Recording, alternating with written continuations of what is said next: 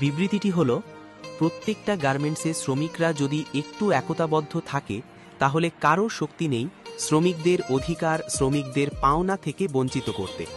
কিন্তু অত্যন্ত দুঃখজনক, কিছু বহিরাগত উস্কানিতে কান দিয়ে আমরা এখন ঐক্যবদ্ধ হতে পারি না।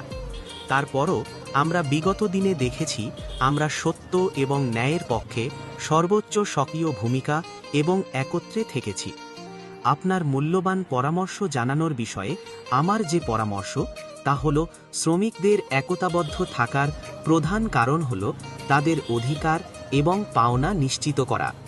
সত্য এবং ন্যায়ের পক্ষে সক্রিয় থাকার মাধ্যমে একত্রে থাকার অভিজ্ঞতা শ্রমিকদের ঐক্যের একটি শক্তি। কিন্তু সারা বাংলাদেশের শিল্প মালিকরা সকলের ঐক্যবদ্ধ।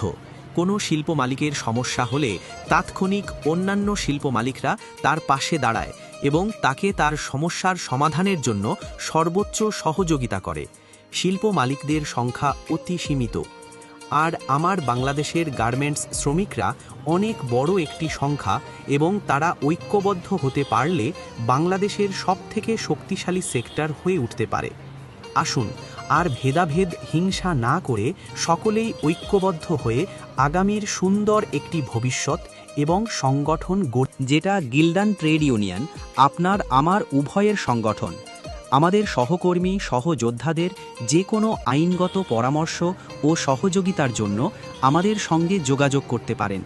আমরা আমাদের সহকর্মী ভাই ও বোনদের সমস্যার সমাধান করার জন্য সর্বোচ্চ প্রচেষ্টা করে থাকি। গিল্ডান ট্রেড ইউনিয়ন আপনার